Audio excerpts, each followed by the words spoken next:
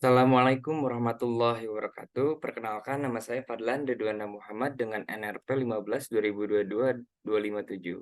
Di sini saya akan mempresentasikan mengenai sistem komputasi digital dengan tema bahasan kali ini adalah motherboard.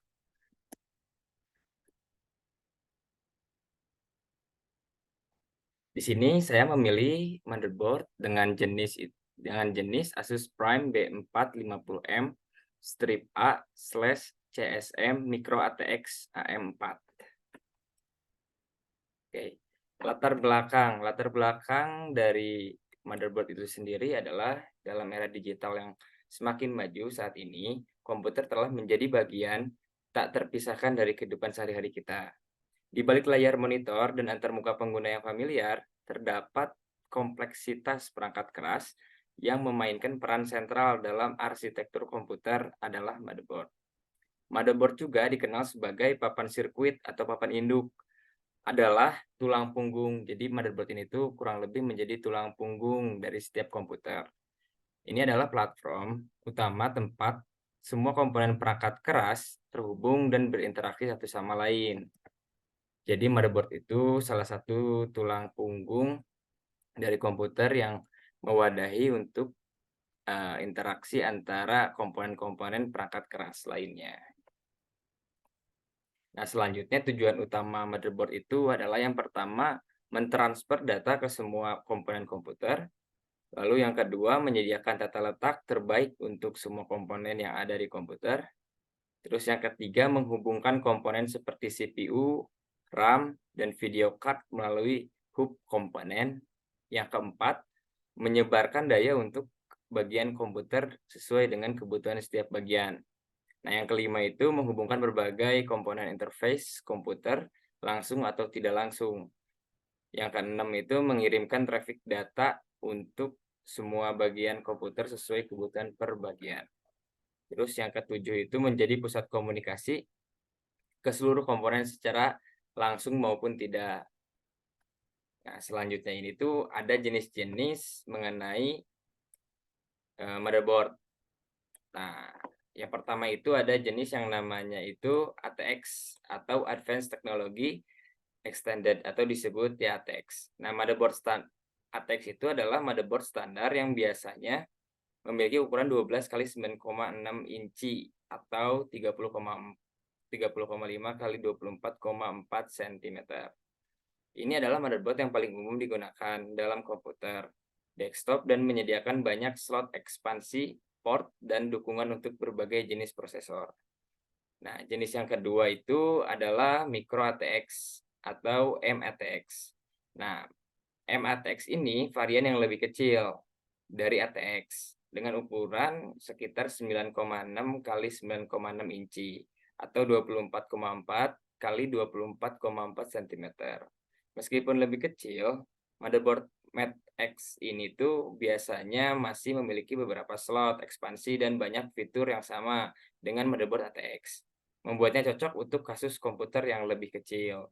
Nah, jenis yang ketiga itu adalah mini ITX. Nah, mini ITX ini adalah motherboard yang sangat kecil dengan ukuran kurang lebih sekitar 6,7 kali 6,7 inci atau 17 kali 17 cm.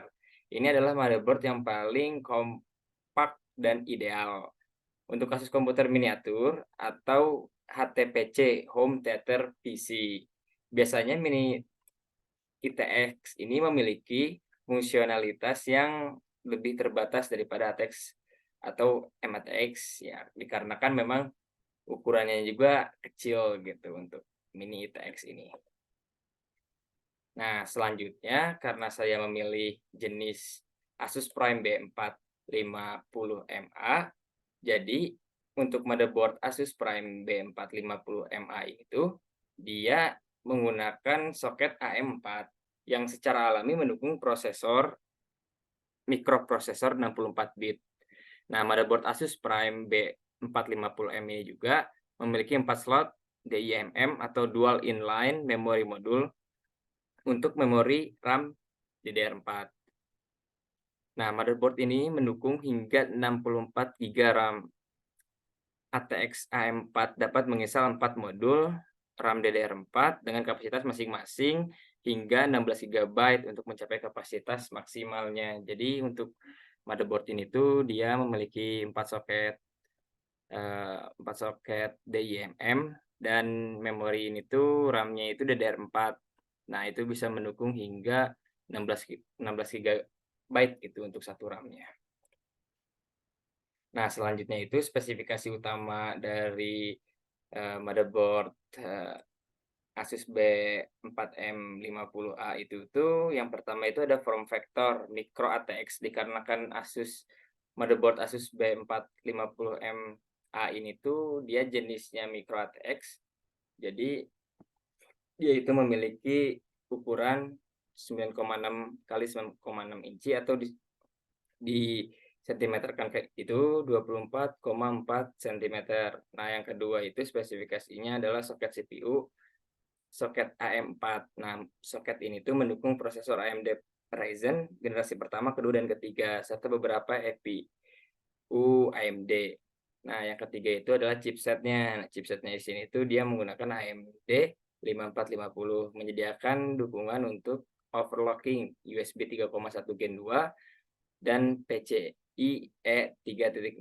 Nah, slot ekspansinya juga yang keempat nih, slot ekspansinya itu dia punya 1 kali PCIe 3.0 atau 2.0 kali 16. Jadi modenya kali 16. Nah, dia juga bisa 2 kali PCLE 2.0 kali 1.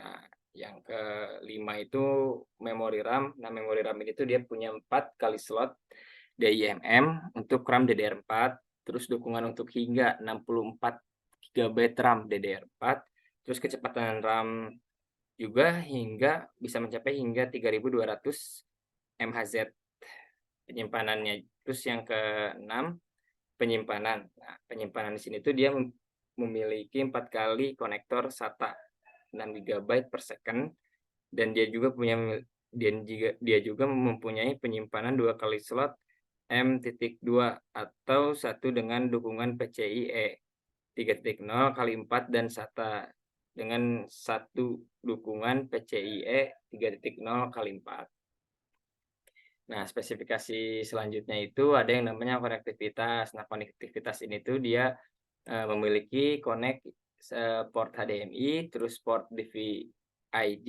terus ada port VGA, terus ada port line gigabit, terus ada USB 3.1 Gen 2, terus ada 4 kali USB 3.1 Gen 1, terus ada 6 kali USB 2.0.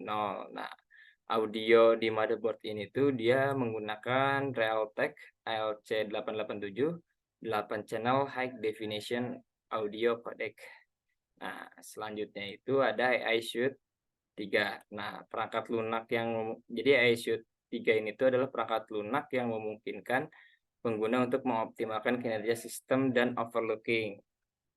Nah, selanjutnya itu ada konektor eksternal. Nah, konektor eksternal di sini tuh dia yang pertama itu ada PS atau 2 keyboard atau mouse gitu. Nah, selanjutnya itu ada DVI-D, terus ada D-Sub, ada HDMI, terus ada LAN, terus ada 4 kali USB 3.1 gen pertama, terus ada 2 kali USB 2.0 dan ada 3 kali audio jack.